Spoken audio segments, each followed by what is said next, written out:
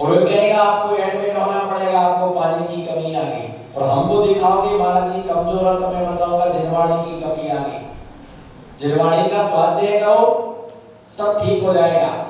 तो ऐसे व्यक्ति आदान देने के पात्र नहीं होते। अतिथि का मतलब होता है जिनका आना निश्चित। घर परिवार में क्या होता है, शादी विवाह में क्या होता है, किसी को भोजन के लिए बुलाना है तो उसको शाम को क्या देना पड़ता है, निमंत्रण देना पड़ता है। कल आपका सपरिवार भोजन, हमारे यहाँ पर आपका भोजन होगा, उसके बाद में उसको सवेरे फिर बोलने जाना पड़ता है, सब आप भोजन करने आना।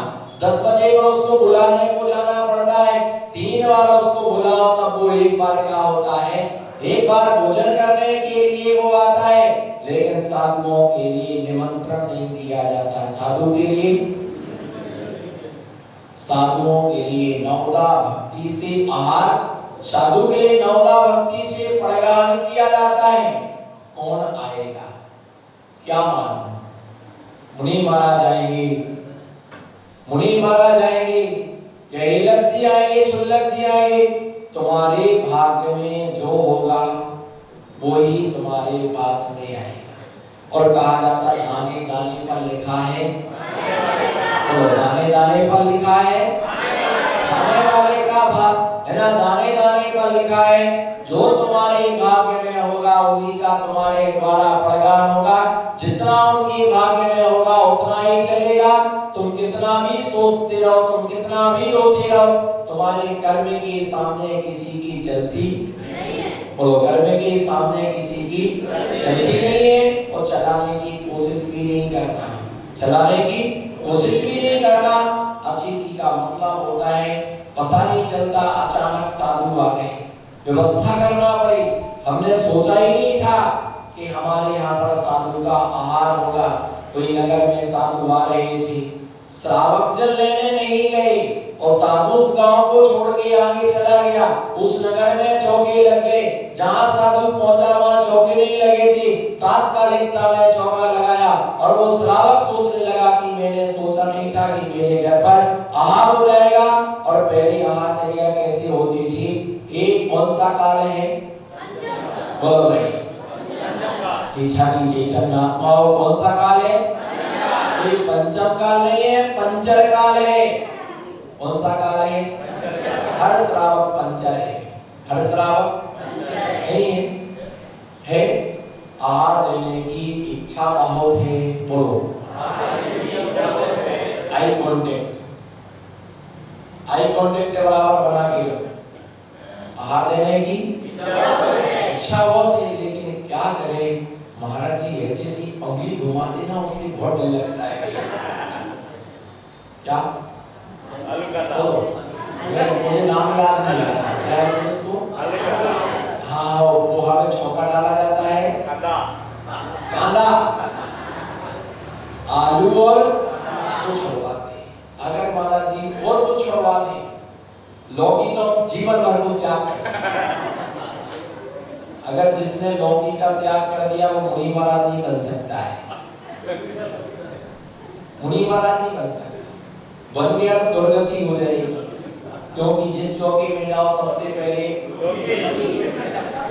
अगर बाजार में लौकी बिकने लग जाए ना, तो वो बेचने वाले समझ जाते नंगा बाबा आ गया, वो भी समझ जाते हैं, और वो ये समझते हैं कि अब आलू प्याज बिकना बंद हो जाएंगे और लौकी बिकना चालू हो जाएगी। तो आलू के भाव गिर जाते हैं, तो लौकी के भाव बढ़ जाते हैं, लौकी के भाव बढ़ जाते हैं। डरे आहार देने की इच्छा तो बहुत होती है, आलू तो छोड़ दे, आलू छूटा तो होटल, पाव भाजी, पाव भाजी, पाव भाजी छूट जाएगी, होटल पर जाना छूट जाएगा। मैंने एक आदमी से कहा कि होटल पर खाना छोड़ो, आलू प्याज का त्याग करो, साधारण जीवन जीना सीखो। बोले महाराज जी भगवान ने इतना पैसा दिया और यूज कब करेंगे हम? तुमने कर्म का करिया, आलू में लगाना पैसे है, आलू में लगा रहे पैसे के लिए।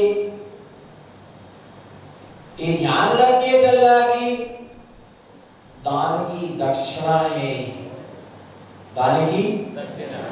अच्छा, कोई जब शादी होती है किसी की शादी होती है और नई नई बहू आती है, तो क्या करते हैं उसका, रिश्तेदार लोग क्या करते हैं उसका निमंत्रण करते हैं। कोई पूरे परिवार का निमंत्रण करता है और कोई सिर्फ बहू और बेटे का। 1 महीने तक तो घर में खा ही नहीं सकता वो। आज बुआ कहाँ, कल चाची कहाँ, कल मौसी कहाँ, फिर पड़ोस में, बोलो ना, हाँ ना बोलो, हम सब तो सब बूढ़े बैठे हुए हैं, तो सब जगह निमंत्रण होता है। तो बहू क्या होती है कि बहू को दक्षिणा मिलती है। जिस घर में भोजन करने जाए कोई साड़ी देता है, कोई चांदी की बिछिया देता है, कोई अंगूठी देता है, कोई चेन देता है। काम कुछ भी नहीं कराते उससे, कुछ नहीं, बिल्कुल आगे बैठ जाओ और पूरा समोसा लगता है, बोलो ना, पूरा क्या लगता है, पूरा समोसा लगता है। मैसूर पाक, बोलो मैसूर पाक, नमकीन, गुलाब जामुन, छेना और मैसूर पाक और कितने कितने आइटम, पेड़ा, आम पाक, श्रीखंड, बोलो काली रोटी, मालपुआ,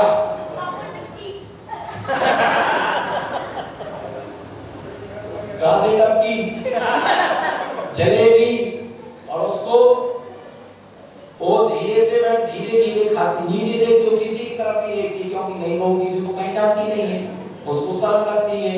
वो देखती ऊपर देखती तो ये देखती मुझे कोई देख तो नहीं रहा है, वो धीरे धीरे खाती। तो लोग और ले लो ना, उसको रोटी नहीं देते, क्या देते हैं, पूरी देती है, मीठा देती है, और ले लो और ले लो और ले लो। बढ़िया समोसा लगता है, एक गिलास में दूध, एक में ठंडाई, एक में गन्ना का रस, एक में शिकंजी, सब बिल्कुल सारी, और ले लो और ले लो, वो खाती। बाद में उसको दक्षिणा में क्या देते हैं, कपड़े देते हैं, नहीं कुछ देते हैं। साधु नई बहू की तरह होता है। कैसा होता है, नई बहू की तरह। बोलो साधु कैसा होता है, नई बहू की तरह। अब तुम हल्ला मत मचाना, गाँव में कहो बहू आई बहू आई, बच्चों की दोस्ती, जी का जंजाल, और चौके में पहुंचे और बोले लगे और चाची कब आई। बच्चे कुछ नहीं कर सकते हैं और बोले हम तो बच्चे हैं, और हम तो बच्चे हैं कहने लगे, क्योंकि हमने बताया कि साधु नहीं बहू की तरह होता है। और पहुंचो कह रहे और भाभी ठीक हो, इनको क्या है। मैंने कई बार गलती हो जाती है, समझ नहीं पाते, मैंने एक बच्चे से कहा बेटा इधर आओ, बोले पापा किस लिए बुलाए। सही है, वो गलत नहीं था, तुमने उसे बेटा क्यों कहा। अगर बेटा कहा तो ये समझो कि तुमको पापा कहेगा। उसके बाद मैंने आज तक किसी को बेटा नहीं कहा, तो बोला छोड़ा इधर आओ, उसको नाम लेके बुलाने का। नई बहू जैसा जीवन साधुओं का होता है। जैसे नई बहू कोई भी काम नहीं करती, झाड़ू नहीं लगाती, पोछा नहीं लगाती, बर्तन नहीं मांजती, उसे अच्छी व्यंजन बना के खिलाई जाती। जब आहार हो जाता उसका सम्मान करते हैं, है ना। शाम के भोजन के बाद बुलवा होता है, भजन होते हैं। बस साधु की चर्या भी उसी तरह होती है। साधु एक घर में आहार करने एक बार जाता है, दूसरी बार नहीं जाता है, बार बार नहीं जाते हैं, और उनसे साधु से कोई काम नहीं कराता है। उन्हें अच्छी तरह से क्या कराते हैं, आहार करा के 56 प्रकार के व्यंजन जो श्रावक स्वयं नहीं खाता है पर साधु को देता है, और ये सोचता है कि ये मौका बार बार नहीं आएगा, ये अवसर बार बार नहीं मिलता है। बड़ी मुश्किल से हमें ये सौभाग्य हमें प्राप्त होता है, दुर्लभता से सौभाग्य हमें ये प्राप्त होता है। तो भक्ति भाव से, और भावना ऐसी होती है आपने तो कुछ लिया ही नहीं, बोलो ना आपने तो कुछ लिया ही नहीं। हाँ तो हंस के कस के मुस्कुरा के आपने तो कुछ आपने दिया कहाँ, पकड़े गए आप। बोलो हमने एक बार मना किया, वाह ठीक है महाराज को नहीं चला हम। आपने कहा कि आपने लिया नहीं लिया। साधु का अतिशय ऐसा होता है हमेशा ध्यान रख करके चलना। चौकी लगाने वालों कभी आहार दान में कृपणता नहीं करना, सब जगह कंजूसी करना, सब जगह कंजूसी करना, पर चौकी में कभी भी कंजूसी नहीं करना। दिल से आहार चौका लगाना, दिल से सौभाग्य हमारे लिए प्राप्त हुआ है। दिल से चौका थोड़ा सा कार्य करके फल में बहुत मिलता है, इसलिए ध्यान रख के चलना कि मुश्किल में सौभाग्य हमारे लिए प्राप्त होगा। कपड़े खरीदने में कंजूसी करना, मकान में कभी भी कंजूसी नहीं करना। जब भी मकान बनाओ इस हिसाब से मकान बनाना कि साधुओं का क्या हो सके, साधुओं का आहार हो सके, है ना, साधुओं का चौका लग सके, साधुओं के लिए हम ठहरा सके, इस हिसाब से व्यवस्था से मकान बनाना। निश्चित मान के चलो कि आहार दान एक ऐसी चीज होती है कि जिसकी सबके अंदर पात्रता नहीं होती। अतिथियों को आहार दान देने की पात्रता सबके अंदर नहीं होती है। किसी की आंख खराब है तो आहार दान को नहीं दे सकता है। कौन? जिसकी आंख खराब है ऐसा व्यक्ति आहार दान नहीं दे सकता है।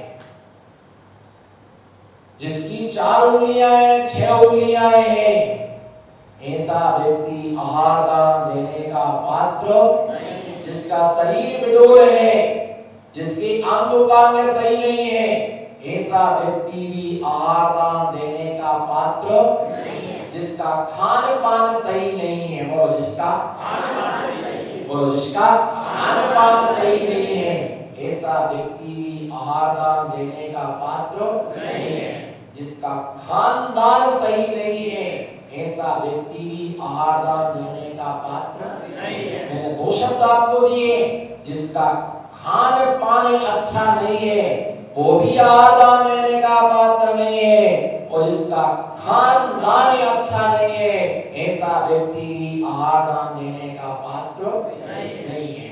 कारण खान पान अच्छा नहीं है, बोलो खान पान।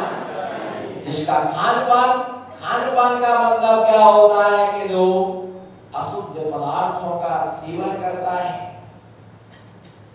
गुटखा, तंबाकू, बीड़ी, सिगरेट, ऐसे नशीले पदार्थों का जो सेवन करता है वो व्यक्ति दान का पात्र है। 2 व्यक्ति कभी सत्य नहीं बोल सकते। मेरा चैलेंज है, जिसके पास में मोबाइल है वो सत्य नहीं बोल सकता है, और जो गुटखा खाता है, तंबाकू खाता, बीड़ी पीता, सिगरेट पीता है और शराब पीता है और जुआ खेलता, वो कभी सत्य नहीं बोल सकता। और दिन में कितनी बार झूठ बोलते? ईमानदारी से स्वीकार करो, यही सबसे बड़ा सत्य है। बोलो कितनी बार झूठ बोलते हो? बोलो हजारों बार। किसी का फोन नहीं उठाना है, बोलो पापा नहीं, बोलो पापा नहीं। तो पूछता पापा कहाँ है, तो बोलता पापा से पूछ के बता रहा हूँ।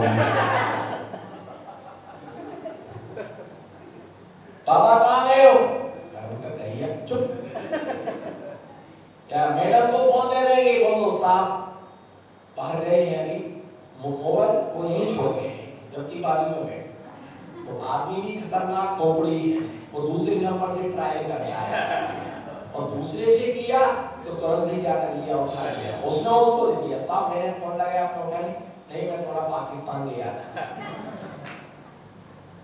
तो एक झूठ को लेके कितनी झूठ पर झूठ, कितनी आदमी क्या करता है, झूठ बोलता है, कितनी आदमी झूठ बोलता है। और तंबाकू, बीड़ी, सिगरेट, गुटखा, इन सबको सेवन करने वाला, पहले कोई अगर गुटखा खाता था, मुझे पता चल जाए गुटखा खाता था, उस त्याग कराता था, भले महाराज 1 महीने को त्याग तो मैं हार ले लेता था, परंतु अब नहीं लेता।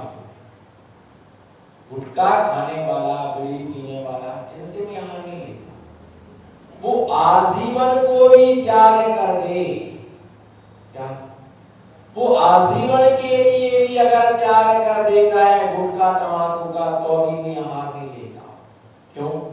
जी आदतें जाती नहीं है, वो छुप के खाता है, फिर वो खुद नहीं आता, नाम कली को भेजता है, तुम जाओ महाराज जी को थोड़ा बोलो ना कि हमारे स्वामी जी की तबीयत बहुत खराब हो रही है। हमारे स्वामी जी की तबीयत बहुत खराब हो रही है, उनको चक्कर आ रहे हैं उनके लिए, और मौसम भी बढ़ रहा है, चक्कर आ रहे हैं, भूख नहीं लग रही है। अरे बोलता मर रहा है, मरने को रखा लेने दो उसके लिए, मत खाओ। तुम बरसों से तुम खा रहे हो तो इतनी जल्दी आप छोड़ देते हो? चुपके से खाते हैं, छुपके खाते हैं, बीड़ी पीते हैं, ये आते जाते हैं। तो मैं क्या बोलता हूँ, पहले गुटखा तंबाकू खाने वालों को 1 महीना के लिए पहले त्याग करके तुम अभ्यास करो, और यदि तुम पक्के हो जाओ कि हम छोड़ सकते हैं, तो फिर तुम्हें उसका नियम लेकर के फिर आहार देना, फिर तुम्हें याद रहना चाहिए। कई महाराज तो कई नहीं पूछते हैं, तो साधु यदि दाता की शुद्धि नहीं रखता है कि अयोग्य दाता से आहार लेता है, वो गुणस्थान भक्त साधु कहेगा। कोई भी महाराज पूछते नहीं कि आलू का त्याग, कि प्याज का त्याग, कि रात्रि भोजन का त्याग है ना, पूछते नहीं है कुछ भी, जो आया देते जाओ। जब आलू प्याज नहीं छुड़वाओगे तो क्या मालूम कौन कौन तुमको, और जैसा व्यक्ति आहार लेगा वैसे हमारी आत्मा की क्या बनेगी, परिणाम बनेगी। कई व्यक्ति ऐसे भी रहते आजीवन जिनका आलू प्याज का क्या है, त्याग है, और कई ऐसे हैं कि एक दिन का भी क्या नहीं कर पाते हैं, एक दिन का भी वो त्याग नहीं कर पाते, एक दिन के लिए भी छोड़ नहीं पाते, एक दिन का भी संयम नहीं रख पाते। ऐसा सबके पास होता है, पर आहार दान देने की पात्रता सबके अंदर नहीं होती है, सबके अंदर वो पात्रता नहीं होती है। अतिथि का मतलब होता है जिस दिन तुमने तैयारी करके रखी उस दिन वो नहीं आए, है ना, जिसने तैयारी करके तुमने रखी उस दिन वो नहीं आए, और जिस दिन तुमने तैयारी नहीं की उस दिन आए। अतिथि और अतिथि जिसके आने की ना होती थी, और ऐसी सत्पात्र बाहर डालने होते मलम धावती, जैसे रक्त से रंगा हुआ कपड़ा, जैसे रक्त से रंगा हुआ कपड़ा पानी से धुलता है, रक्त से रंगा कपड़ा कभी रक्त से नहीं धुलता है। इसी प्रकार से पाप कभी नहीं धुलता है। पाप को धोने के लिए हमें पुण्य करना पड़ता, पुण्य से पाप धुलता है।